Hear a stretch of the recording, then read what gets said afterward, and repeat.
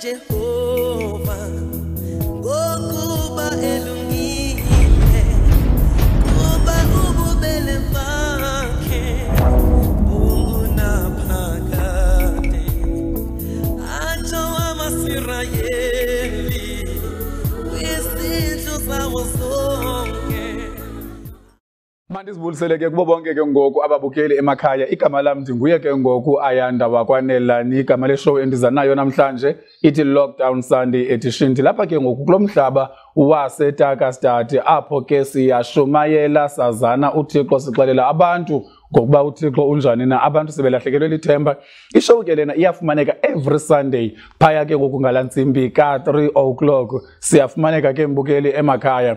Kodwa ke namhlanje andihlelanga ndodwa. Ndihlele kunye naye ke ngoku Pastor the Apostolic iCaterpillar ke ngoku the man ethunywe nguThixo umdala yena ngokwakhe ukwanda ke ngoku wakwaZenani ophuma phaya ke ngoku kwela bandla lase Apostolic Faith Mission the Harvest Time Ministries. Yena ke ngoku uphaya kulamhlaba wase Grahamstown abayaziyo bayibiza ngento kokubangana kuseRhini. Ndihleli naye ke mbukele emakhaya ndiza kuncokola naye ephaya ke ngoku kulamhlaba ke ngoku waseRhini esibalisela into kokubangana uThixo uthi masithini na ngale mini yanamhlanje apha ke ngoku on Masondo TV. Ndicinga into baye ngoku mandithathe elixesha ke ngoku ndingalimoshanga ndinikezele kuye ke ngoku utata uZenani ke ngoku ephaya kulamhlaba waseRhini azibulisele kuni babukele emakhaya. Xa egqiba ukuzibulisela uzawusese achaze ke ngoku into kokubangana uyintoni phaya enkonzweni yakhe, then inkonzo lena iqale nini, kwakutheni le nkonzo izibuye ithiwe ngegama lento kokubangana Apostolic Faith Mission iphinde ke ngoku ibe no Harvest Time Ministries. But ke ngoku before simoshe ke ngoku ixesha mandithathe elithuba ndinikezele kuye Pastor uZenani ke ngoku siyakomkela on Masondo TV ulapho kulomhlaba waseRhini. Ungasese ke ngoku uzibulisela kubabukele emakhaya wawugqiba usese uyichaza ke ngoku yonke lento egameni likaJesu waseNazarethe. Amen. Mandizibulisele ke kubalandeli ababukeli beMasondo TV. Ndizibulisele ke ku program director wethu okanye umqhubi wale nqwelo utata uNelani. Igama ke ngokwanda wakwaZenani uCheese uJalamba. Iyazalwa ke umhlaba seXhorha ngapha eLodale kwenye yedolophu ezincinana eziphansi komthatha abo ke bangawaziyo bangayazi iXhorha. Yes, ndilapha eRhini ngokuphangela at the same time ndikwakhonza kwalapha eRhini Harvest Time Ministries AFM Apostolic Faith Mission Harvest Time Ministries phansi komfundisi uMdolomba. Sonke silapha eRhini. Iportfolio yami ke phaya ke ndingumdala ndiserva phansi komfundisi, ndi-elder ndiserva phansi komfundisi. So silapha eRhini ngokuphangela and nangokusebenzela uThixo. Ukhonza ke ndiqale ngo-2012 kodwa ke ndadibana nenkonzo eWisile Methodist Church of South Africa. Then kodwa ke ngo-2017 uThixo ke wanimova from phaya eWisile wanifaka Apostolic Faith Mission Harvest Time Ministries. Ndasebenza and ndaserva phansi komfundisi uMdolomba. uBishop uMdolomba ke oselele njengoba sithetha. And igama le AFM Harvest Time Ministries laqanjwa ke ngumfundisi lo ndithi selelele ngoku. Eqamba umfundisi eligama ukusukela kwincwadi kaMatthew, kumazwi asukela kwincwadi kaMatthew okanye kaMateyu 9:37 athi isivuno sininzi kodwa abavuni bambalwa. Isivuno sininzi iworkers zimbalwa. So wacinga kumfundisi uThixo ufika into ethike kuye xa isivuno sisininzi bebambalwa abantu abavunayo. So ke masiqambe eliqembu sisithi kuse Harvest Time Ministries ngoba sifuna amadoda azawuvuna, sifuna ama-soldier azathi soldier on avune, evuna isivuno ngoba sesithi simbalwa bambalwa abavuni kodwa isivuno sona sininzi. Ivision yethu yapha enkonzweni ithi bangabonke bangasindiswa bafikelele kuyazini inyaniso. Lo mazwi asuka kwincwadi kaTimothy oqala chapter 2 verse 4 ithi bangabonke bangasindiswa bafikelele ekuyazini inyaniso. Inyaniso ngubani? Inyaniso nguKristu.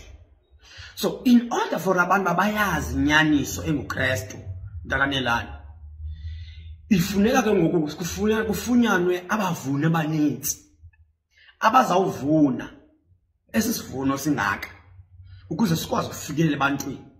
So all in all, ithi into yethu apha enkonzweni sifuna ukwazisa uKristu kubo bonke abantu baze bafikelele ukuyazi inyaniso enguKristu.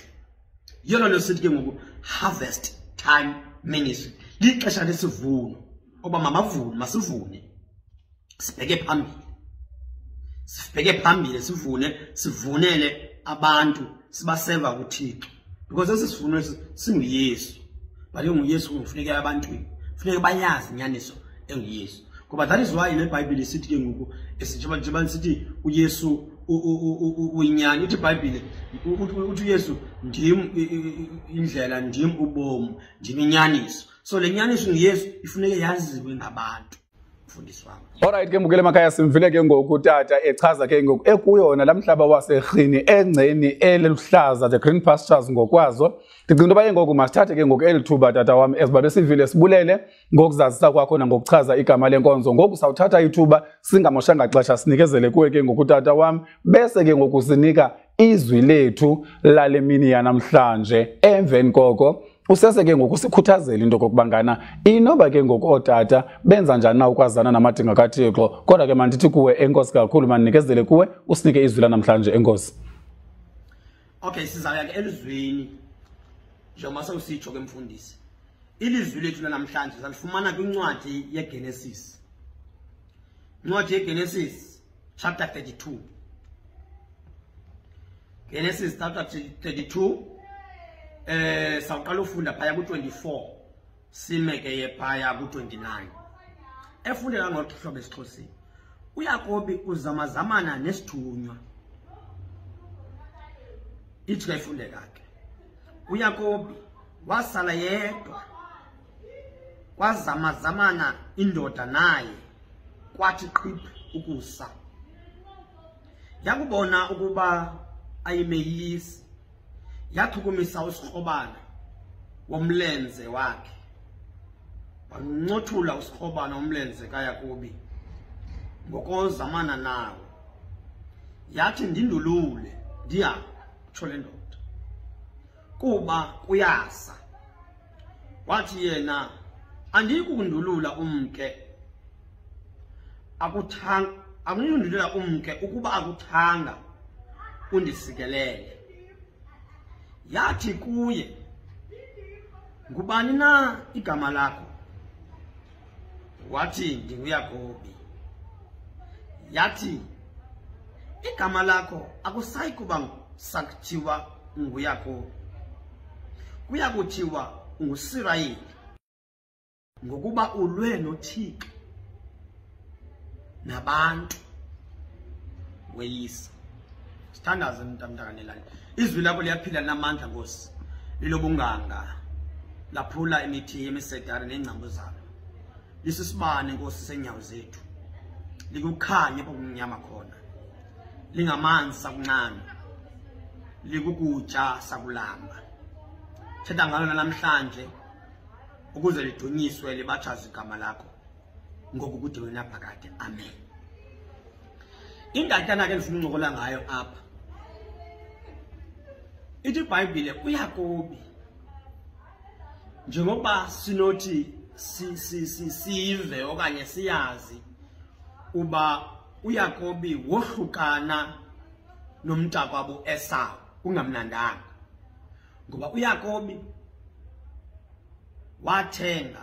wathenga i-birthright, wathenga ubunkulu kuSawule nje ngokutya nje, ngokutya wayekuphekile uYakobi. And then emveni koko wathatha i-blessings zakhe kutata Isaac okanye Isaac. So ithi iBhayibhile ke ngoku ekwahlukaneni kwabo kwafikelela ithuba loba baphinde badibana. Uthi ke ngoku uThixo okanye ithi iBhayibhile, yes it's God, ithi iBhayibhile ekudibaneni kwabo okanye xa bezawudibana into wayenzayo uYakobi waweza ifamily yakhe, waweza ifamily yakhe, waweza abafazi bakhe, abantwana, inkomo, yonke imfuyo yakhe wayewezela ngaphesheya. Ekuyiwezeni kwakhe kumfula othile, ithi iBhayibhile then wazamazamana nesithunywa, uthethe ukuthi ba ayiweze kwathi gqi isithunywa sikaJehova sazamazamana naye.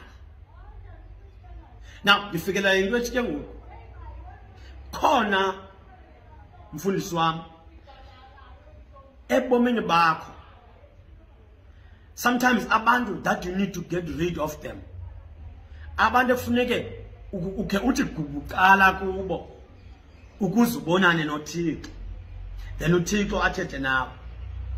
Khona izinto uThixo ngenozithetha, nditsho mna kuhleli nomkakho endlini, ukhona izinto uThixo ngenozithetha. So kuyafuneka sometimes noba umuntu uthatha inzila kudla, azile ukudla, azile futhi yedwa, noma kamxelelanga unkosikazi okanye bomxelele, kodwa azile yedwa utata, azile yedwa umama, ngoba efuna ubuso bukaThixo. And then uThixo ke ngowazibonakalisa.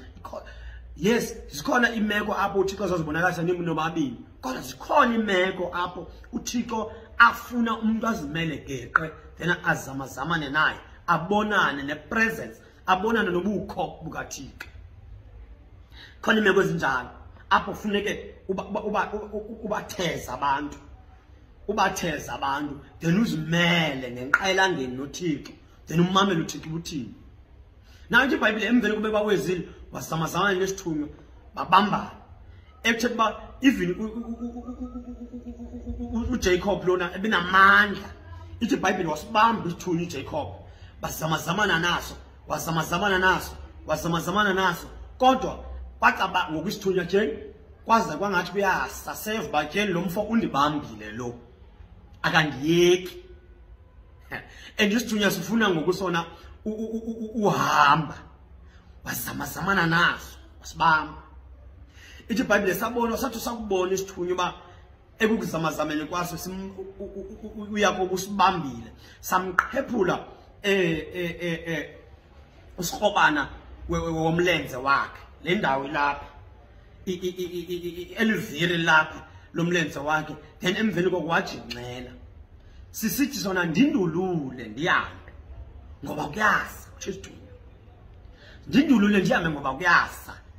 Ithi iBhayibhile emveni koba etshilo sitshile isithunywa, uthi uYakobi andikundulula ungandisikelelanga. Yaphinde yavela ke ngoba eyona nto nobangela woba uYakobi abhambane nesi sithunywa ufuna intsikelelo, ufuna intsikelelo, kodwa ke ngoku uthi andikho kundulula sithunywa, sendiziva uba ndinawo amandla ndikubambile, ndikugcinile unguThixo ulapha. So I will never let you go until you bless me. Andizukundulula de undisikelele. Then after undisikelele ndiza kukundulula. Yangathi uYakobi uvelelwe enhloko ba uzadibana noEsau. Ekuhlanganeni kwakhe noEsau, so obviously ufuna ubukho bukaThixo ekuhambeni kwakhe aye kuEsau, ekudibaneni kwakhe noEsau ufuna ubukho bukaThixo. There is a presence of God ayifunayo, so that even if uEsau ebetshintshile, uEsau efuna umbulala, kodwa uEsau xa ebona uThixo, uEsau xa ebona uThixo athozame.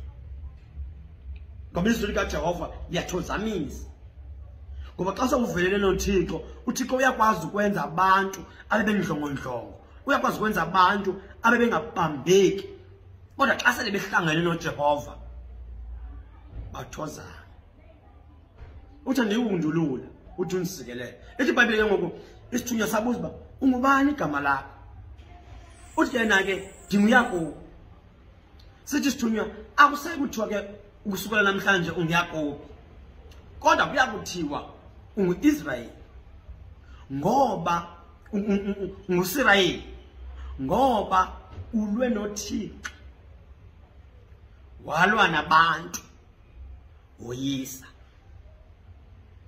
Andizokumndulula until undisikelele.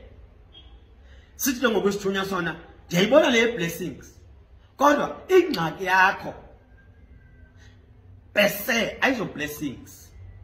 But ingxaki yakho ligama oliphetheyo. Ligama ohamba nalo, ligama olithiywayo.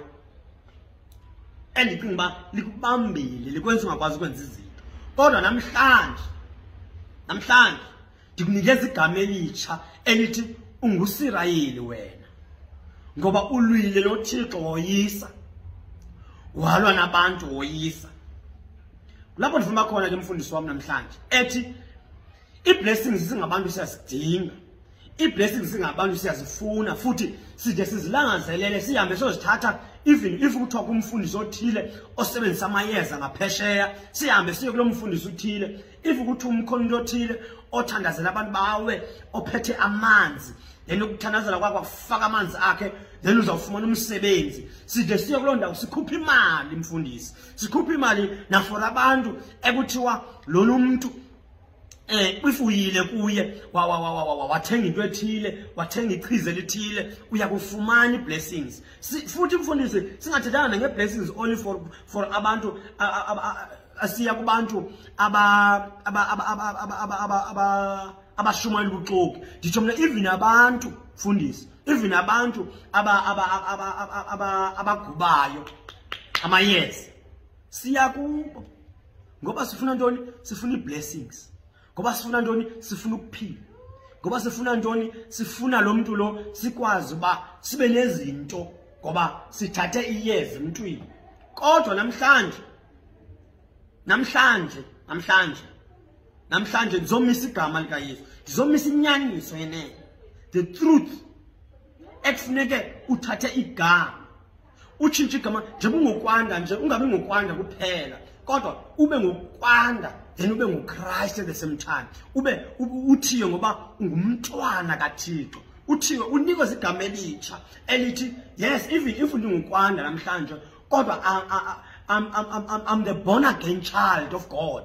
Ndingumntwana ozelwe kakutsha kaThixo. So xa sengumntwana ozelwe kakutsha kaThixo that means ke ngoku you've got unawo wonke icapacity yokwenza nantoni oyifunayo. Unayo yonke icapacity yokufumana ntoni oyifunayo ebomini. So ingxaki ligama.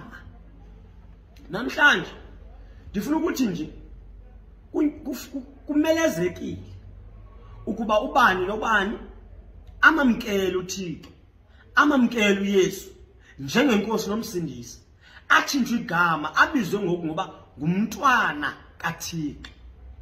Because umuntu ongumntwana kaThixo it means umamkele uYesu njengenkosi nomsindisi wempilo yakhe. Mamkele uYesu njengenkosi nomsindisi wempilo yakhe. So that is why kuthiwa you are a child of God, umntwana kaThixo.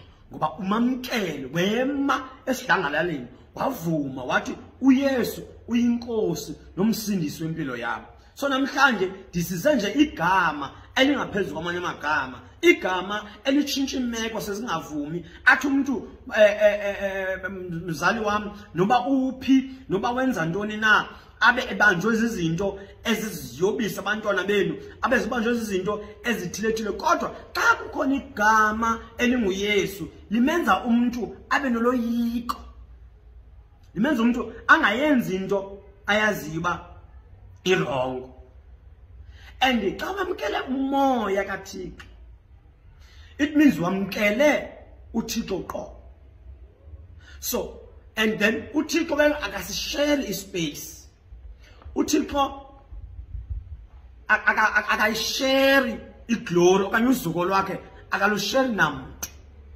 Beke wangena uThixo enhliziyo yomuntu, then you must be sure that kukhona uThixo ulandayo and nothing else. Awuzubakho omnye umoya ingengoThixo. Kodwa ke xa ungekho moya kaThixo, yazi ba ukhona umoya ongomnye, and umoya ongomnye ochasene nomoya kaThixo ngumoya kaSathane, ngumoya wedevil, nguwo ochasene nomoya kaThixo. So where there is God, there is obviously no devil, but that is apho kukhona uThixo okanye umoya kaThixo akekho uSathane ngoba abakayishare. That is why ngoku iBhayibhile ithi uSathane wayehlele ezulwini kodwa ukonwa kwakhe waphosela emhlabeni ngoba izulu yayindawo kaThixo. Izulu indawo, in fact izulu indawo kaThixo uThixo wahlala khona aphosela emhlabeni. That is not why nathi silapha emhlabeni namhlanje ngoba kwaba kwisono eGarden yaseEden. Yonke into engenesono uThixo iphosela emhlabeni. But ke ngoku uThixo wanenyweba, wanokucinga ngathi ba makangasiyekeli ngolohlobo, makathumele uKristu unyana wakhe ehleze emhlabeni aza kusindisa. So namhlanje thathi uYesu, thathi ilizwi, thathi igama elingaphezulu kwamanye amagama. Ethi iBhayibhile zonke izifo zakuguqa phambi kweligama, onke amadimoni ayaguqa phambi kweligama, yonke imimoya kaSathane yaguqa phambi kweligama. Alikho elingelinye eloyisayo emhlabeni nasezulwini, lilo kuphela.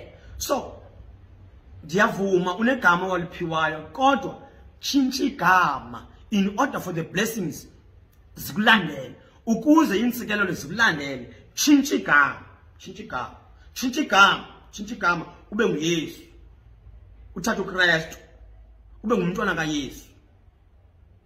Tshintsha igama. That is why iBhayibhile ithi you know abo bamamkelayo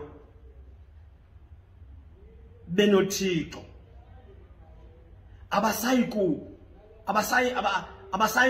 kukhangela bangafumani into, and uThixo ngeke abayekele. That is why sithi ulingamandi okanye ningaxhalabi ngenini nizawuyitya kusasa, ngoba asibhekise intakeni athi jongani intaka zezulu, azilimi azivuni kodwa solo zinokutya zona ziyatya. So xa unoThixo funeka ungabi na wari yanto, iwari libeke emva ujonge kuTata, ngoba uThixo ungutata wenkatha, ungumzali kuwo wonke umuntu ofuna umzali, ngumzali. So uThixo kamasincede asinikeze inhliziyo evumayo, inhliziyo efuna umamkela, then imeko iyakutshintsha ekhaya. Noma kwamkele nje umuntu oyi-1, noma umuntu oyi-1 uzimisile wazimisa wathi mina lo Thixo lo ngiyamthatha, imeko iyakutshintsha nje ngenxa yala mntu. Imeko ingabisafana, imeko ingabisafana ngenxa ya nje yomuntu oyi-1 ovumileyo wathi mna ndiyakumlandela umsindisi, ndiyakumlandela, then imeko itshintshe ekhaya. Thixo kamasikelele, Thixo kalithambise nqelisa izwi lakhe, asenze uThixo sibe nenhliziyo ezimlangazelelayo, asenze uThixo sibe nenhliziyo ezimthandayo, asenze uThixo sibe nenhliziyo ezithanda izwi lakhe, ukuze apha ngakho khona uThixo singahlali, kodwa apha khona uThixo sihlale. uThixo kuvula lapho kuvalwe khona. If unaye uThixo akhapho ungena khona, futhi akhapho ungena kuphuma khona, but futhi kubambelele enkosini, kuba yiyo yodwa enathi nakule meko sikuyo yesisiphithiphithi se-coronavirus, esisiphithiphithi senzekayo lo bhubhane, kuye yedwa onako ukusindisa, kuye yedwa onako ukusinikeza obunye ubomi. Kuyo yonke le meko, kuyo yonke le meko uThixo kuphela onako.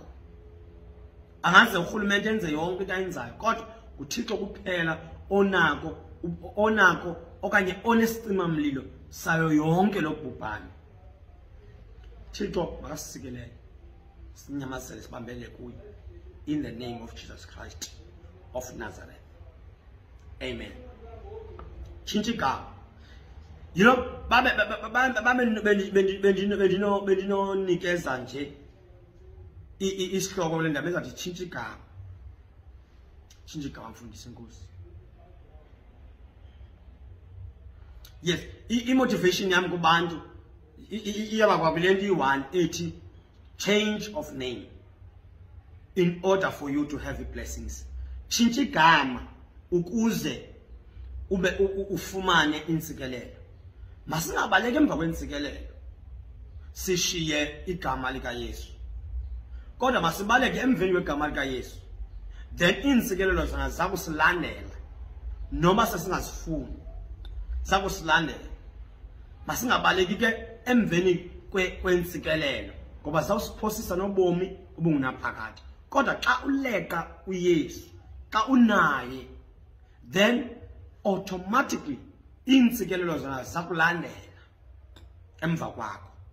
Ibe zizo ezilandela wena ungalandeli zona. Insikelelo. Nosho nje masitshintshe nje igama namhlanje. Igama ube negama elitsha. Benegama elitsha. Liyeke lidala ngoku. Likhona lona lokubizwa. Kodwa iba lenigama elitsha.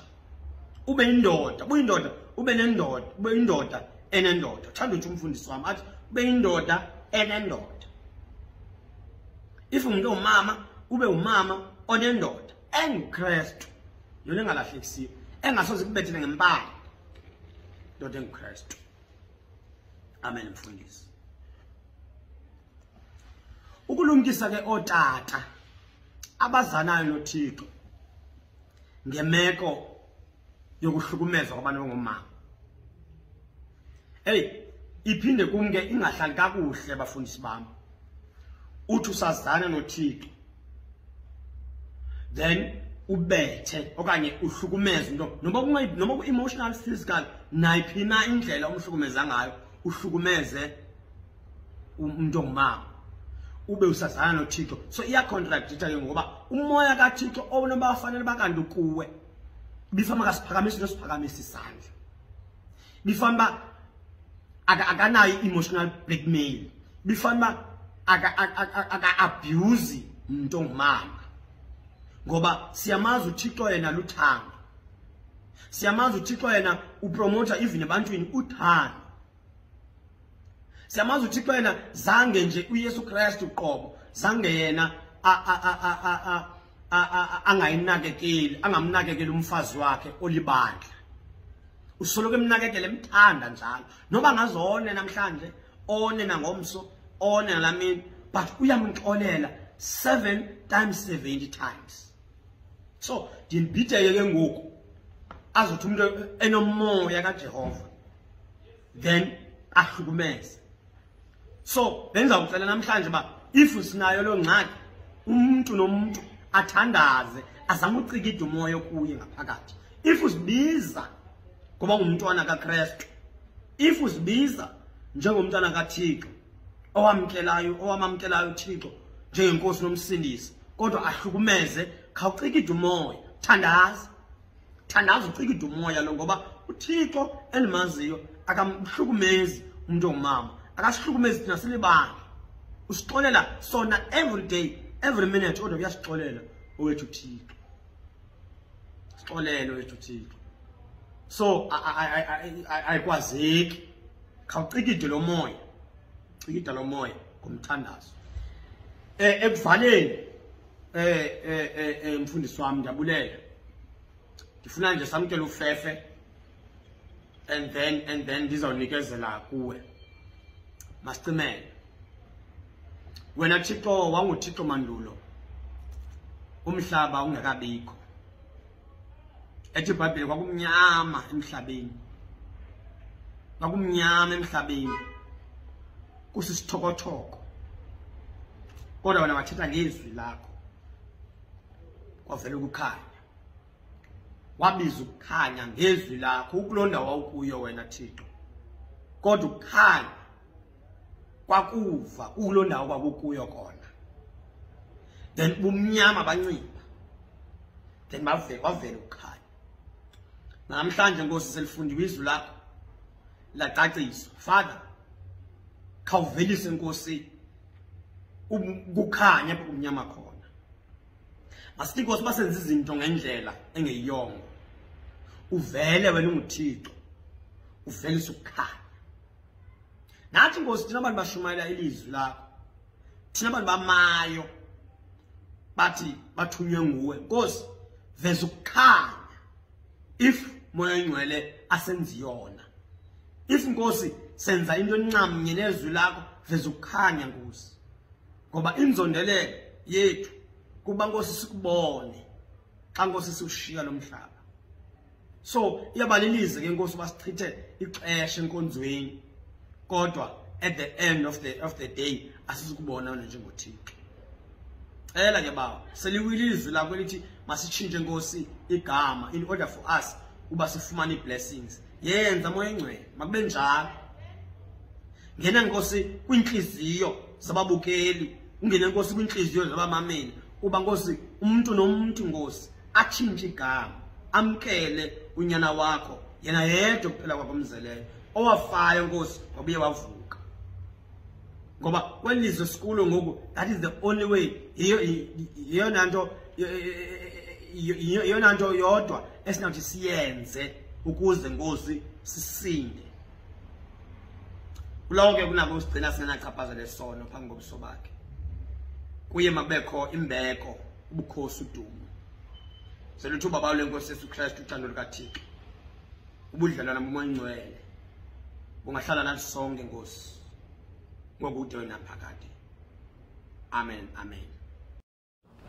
Alright ke masibulele kakhulu ke simvile ke ngokutata isinikeza izwi likaThixo njengoba linjalo, ngoba itsho incwadi yeBhayibhile ithi izwi likaThixo alubuyele wona umva lingawenzanga umsebenzi walo. Wena ke ngoku oserhini ndicinga uba ubuhleli kunye naye ke ngoku utata umvile elibeka icebo likaThixo njengoba linjalo. Ndikhona ke ndingu-Ayanda ndikulo mhlaba ke ngokwaseTakastad on Masondo TV. Olona tshaba ke ngokumbukela emakhaya ndicinga into kokubangana lixesha ngoku lifikile ke ngoku ixesha lento kokubangana sibe siyaphuma ke ngoku siyakushiya, but ke ngoku ishow ezibabe senditshilo iyafumaneka every Sunday phaya ngalantsimbi yesithathu. Ukuba ngaba uyarhalela uba inxalenye yayo le show uyakwazi ke ngoku ndifumana ku-064 044 633 yona ke ngoku ishow ifumaneka every Sunday by 3 o'clock. Kodwa ke uyakwazi uyijonga naphaya ke ngoku ku-YouTube, Instagram, Facebook, naphaya ke ngoku ku-Twitter. Ndicinga into kokubangana lifikile ke ngoku ixesha u-Ayanda ke ngoku umntana wakwaNelani ebamba ngazo zozibini kutata ke ngoku uZenani ngokuthi asamkele uba sithethe naye